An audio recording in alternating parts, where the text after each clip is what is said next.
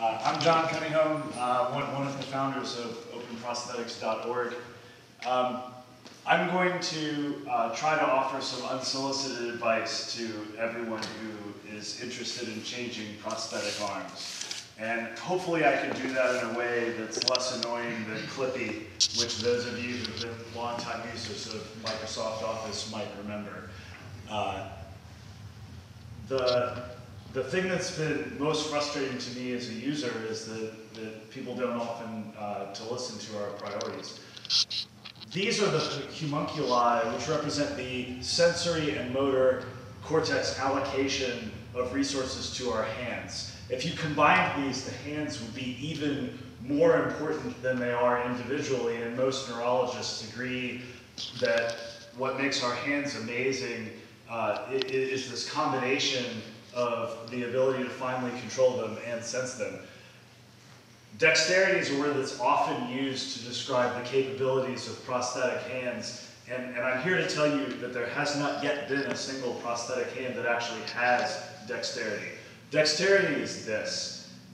Dexterity is what I can do as a unilateral amputee to tie my shoes with one hand, to open a pop bottle with my fingers while I hold the bottle with the others. And when we've really achieved something in terms of a sophisticated prosthetic hand, that hand will be capable of doing what I can with my remaining single hand. And I can assure you that none yet is. It's important to understand what the prosthetic hand and arm problem is. And it varies. It's in fact probably 4 different problems. A partial hand amputation leaves you likely with the ability to still not drop something. And most of these users, long-term, don't bother with a prosthesis at all because they can still do that. They can stabilize, support, and not drop. If you think about 2 of your fingers, it's very similar to what a pair of legs might do.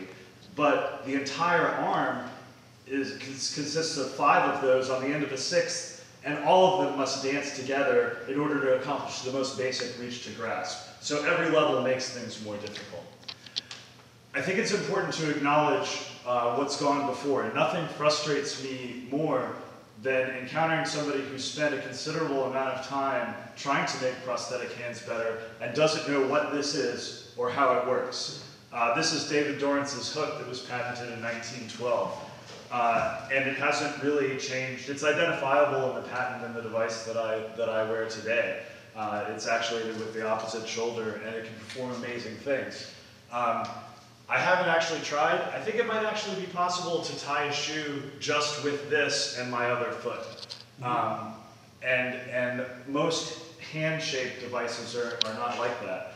I'm obviously extremely committed to the function of prostheses. That's my #1 priority, back to Paul's metrics about what priorities are. What these can do is pretty significant. Mostly what the two-handed think about is what they see.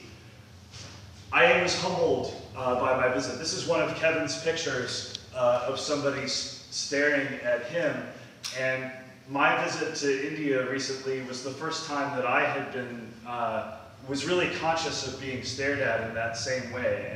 And in our culture here, I've been able to kind of ignore that. And there I couldn't, and I really was more sympathetic than towards patient priorities, which are completely different and totally focused on cosmesis.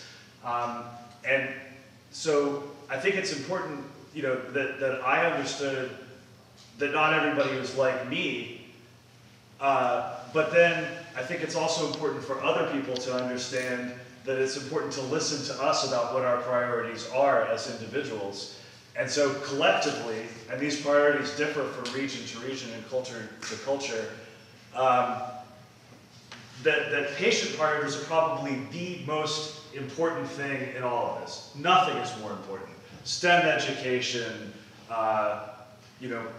personal development, satisfaction, having a hobby, whatever might happen because somebody's attempting to prove prostheses, nothing is more important than what we as patients actually want. If we don't satisfy those needs, we haven't really done anything. And So my plea to you all is, as you continue to do this, to ensure that patient voices aren't ignored and that your stakeholders include us. Thank you.